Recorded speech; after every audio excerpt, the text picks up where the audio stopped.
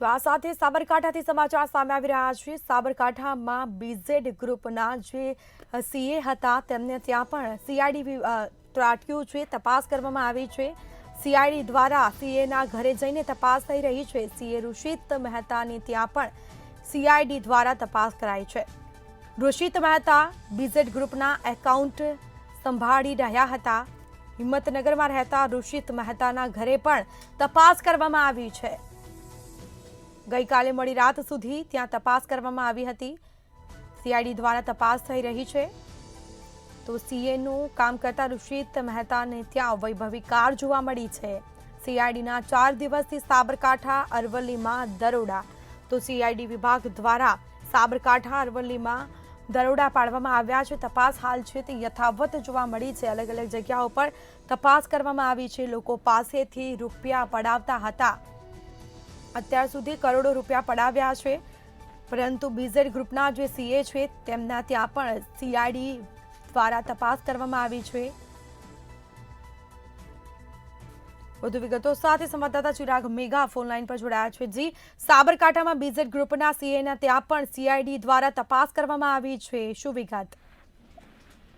સ્મિતા, સાબરકાંઠા જિલ્લામાં છેલ્લા 4 દિવસથી સીઆઈડી ક્રાઇમ બ્રાન્ચના ધામા જોવા મળી રહ્યા છે। સાબરકાંઠા, અરવલ્લી સહિત રાજસ્થાન વિસ્તારમાં સીઆઈડી ક્રાઇમ બ્રાન્ચની જે કામગીરી છે, કાર્યવાહી છે તે જોવા મળી રહી છે। ત્યારે ગતરોજ મોડી રાત્રે સીઆઈડી ક્રાઇમ બ્રાન્ચની ટીમ છે તે બીઝેડ ગ્રુપના સીએ ઋષિત મહેતાના ત્યાં દરોડા પાડ્યા હતા અને સીએ ની ત્યાં પોતાના સીએના મકાનમાં તપાસ છે તપાસ હાથ ધરવામાં આવી હતી।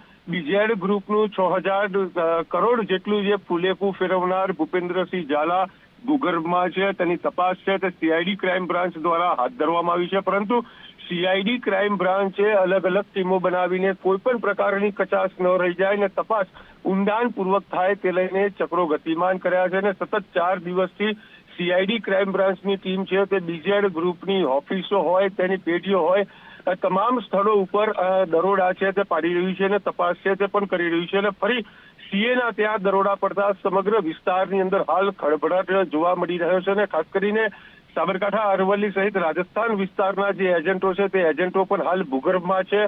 સીએના ત્યાં દરોડા પડતા એજન્ટો છે, એજન્ટો પણ ભૂગર્ભમાં જતા રહ્યા છે અને રોકાણકારો છે તે લોકોની ચિંતામાં પણ સતત વધારો થઈ રહ્યો છે। પરંતુ ઋષિત મહેતા છે તે બીઝેડ ગ્રુપના એકાઉન્ટ સંભાળી રહ્યો હતો અને તેના ઘરે સીઆઈડી ક્રાઇમ બ્રાન્ચે તપાસ છે તે હાથ ધરી છે। મોડી રાત સુધી આ તપાસ છે તે તપાસ હાથ ધરવામાં આવી હતી અને મસ્ત મોટા ખુલાસા થવાની પણ આશંકાઓ સેવાઈ રહી છે। સ્મિતા, જી બિલકુલથી તમામ જાણકારી આપવા બદલ આપનો આભાર।